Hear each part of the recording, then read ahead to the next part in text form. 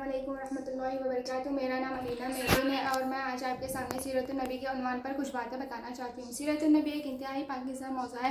میرے یہ موضوع کا مقصد ہے کہ مسلمانوں کو یہ معلومات کرانا ہے کہ ہمارے دین کی مرحلے ان سے کیا گزرا اور آپ پر، آپ کے صحابہ پر کیا کیا مصائب اور مشکلات پیش آئے جانا ضروری ہے۔ ہمارے پیارے نبی حضرت اسماعیل علیہ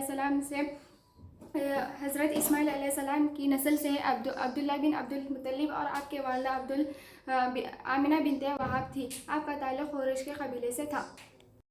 آپ کی پیدائش مکہ میں ہوئی ہے۔ وہی سال تھا جس میں ابرہہ نے مکہ پر حملہ کیا تھا اپنے ہاتھیوں کے فوج کے ساتھ، جس کا ذکر قرآن میں سورہ فیل کے اندر موجود ہے۔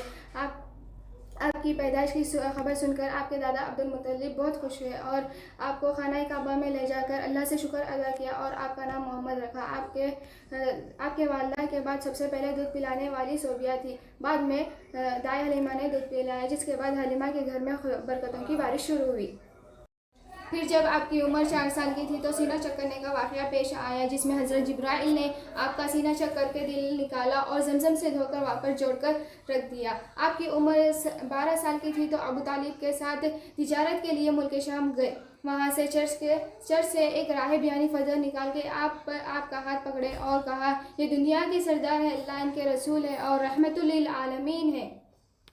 کی وجہ سے آپ کو حضرت خدیجہ رضی اللہ عنہا نے اپنے مال کی تجارت کے لیے ملک شام روانہ کیا، جس میں اپنے پوری امانت داری کے ساتھ تجارت کر کے خوب منافع خدیجہ کے حوالے کیا، جس سے آپ بہت خوش ہوئے اور آپ نے نکاح کی پیشکش کی۔ پھر اپنے رشتہ قبول کیا اور آپ دونوں کا نکاح طے ہوا۔ حضرت خدیجہ آپ کی پہلی بیوی تھی اور اپنے خدیجہ کی زندگی تک کسی اور سے نکاح نہیں کیا۔ آپ نبوت سے پہلے ہی سلیم العقل، پاک دامن اور بھرپور قوت کے مالک تھے۔ آپ درست سوچ، صحیح نظر، بہترین اخلاق اور عمدہ عادت کے بلند نمونے تھے۔ آپ بڑی سیدھی رحمی کرتے تھے، لوگوں کا بوجھ اپنے سر پر لیتے تھے، کنگال کی ایسی مدد فرماتے تھے کہ وہ مالادار ہو جاتا، مہمان کی سچائی میں ہی میزبانی کرتے اور مصیبت زادہ کی مدد فرماتے تھے۔ پھر جب آپ کی عمر 41 سال کی تھی، جب رمضان کے مہینے میں غار ہیرا میں آپ پر پہلی وحی نازل ہوئی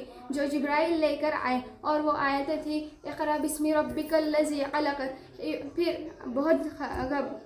یہاں تک اور یہ تمام واقعہ حضرت خدیجہ کو بیان کیا۔ پھر خدیجہ نے آپ کو اپنے چچیرے بھائی ورقہ بن نوفل کے پاس لے گئے اور جو بڑے معلم تھے، اپنے تمام واقعہ سنایا اور کہا کہ آپ پھر وہی فرشتے وہی لائے جو موسیٰ پر نازل ہوئے تھے، اور آپ کی قوم آپ سے دشمنی کرے گی اور آپ کو شہر سے نکال دے گی۔ اس کے بعد دوسری وحی ایھا المدثر نازل ہوئی، پھر وحی کا سلسلہ چلتا رہا۔ پھر یہاں سے اسلام کی دعوت و تبلیغ کا کام شروع ہوا۔ سب سے پہلے ایمان لانے والے مرد آپ کے جگری دوست حضرت ابوبکر صدیق رضی اللہ عنہ تھے۔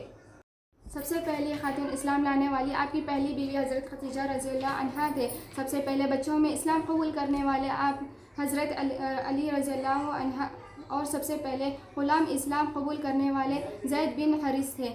رسالت کے بعد سب سے پہلے جو حکم دیا گیا وہ نماز کا تھا۔ جب آپ اسلام کی دعوت لوگوں کو دیتے تھے تو دشمن اسلام شر و غل کرتے اور لوگوں کو آپ کا پیغام سننے نہیں دیتے تھے۔ پھر اللہ نے ایک اور معجزہ دیا، آپ کو عطا کیا، وہ اسراء و معراج تھا، جس کا ذکر سورہ اسراء کی شروع کی آیتوں میں ہے۔ وہ واقعہ تھا جس میں آپ ہی خانہ کعبہ سے بیت المقدس کے سفر کیا صرف ایک ہی رات میں، پھر آپ ہی بیت المقدس میں 2 رکعت نماز ادا کی اور تمام انبیاء کی امامت کی۔ پھر وہاں سے آپ کو حضرت جبرائیل نے آسمانی دنیا تک لے گئے۔ پہلے آسمان میں میوں اپنے آدم علیہ السلام سے ملاقات کی، دوسرے آسمان میں حضرت یحییٰ علیہ السلام سے اور حضرت عیسیٰ علیہ السلام سے ملاقات کی، تیسرے آسمان میں حضرت یوسف علیہ السلام سے ملاقات کی، چوتھے آسمان میں ادریس علیہ السلام سے ملاقات کی، پانچویں آسمان میں ہارون علیہ السلام سے ملاقات کی، چھٹویں آسمان میں حضرت موسیٰ علیہ السلام سے ملاقات کی، ساتویں آسمان میں حضرت ابراہیم علیہ السلام سے ملاقات کی۔ پھر آپ کو سدرۃ المنتہا تک لے جایا گیا، یہاں آپ کو 50 نمازیں کا ایک دن میں ادا کرنے کا تحفہ دیا گیا۔ सिदरत मुंतहा तक ले जाया गया। यहाँ आपको 50 नमाज़ों का एक दिन में अदा करने का तोहफ़ा दिया गया था, लेकिन हज़रत मूसा अलैहिस्सलाम के कहने पर आप बार बार अल्लाह से तशरीफ़ ले जाते थे और नमाज़ों को कम करवाते थे। आखिर में 50 नमाज़ें सिर्फ 5 हो गई। फिर हज़रत मूसा अलैहिस्सलाम के ने नमाज़ों का कम कराने की सिफारिश की, लेकिन आप सल्लल्लाहु अलैहि वसल्लम ने कहने लगे, इनकार कर दिया, अब मुझसे शर्मिंदगी हो रही है, अब मैं मस्जिद इसमें कोई कमी नहीं करवा सकता। फिर इस्लाम की पहली जंग जो है जंग बदर नाम से जानी जाती है, वो पेश आई। ये जंग 17 रमज़ान को हुई, जिसमें इस जंग में मुसलमानों की तादाद 313 और मुशरिक 1000 थे, लेकिन अल्लाह ने फ़रिश्ते के ज़रिए आप सल्लल्लाहु अलैहि वसल्लम की इस जंग में मदद फरमाई, जिससे मुसलमानों की जीत हुई और मुशरिकों को हार का सामना करना पड़ा। इसके बाद और है ग़ज़वात और जंग पेश आई, जैसे ग़ज़वाए कुंदर, ग़ज़वाए खैबर, ग़ज़वाए हुनैन, ग़ज़वाए तबूक वगैरह में आपने अपने सहाबा के साथ बड़ी दिलेरी से मुकाबला किया और फतूहत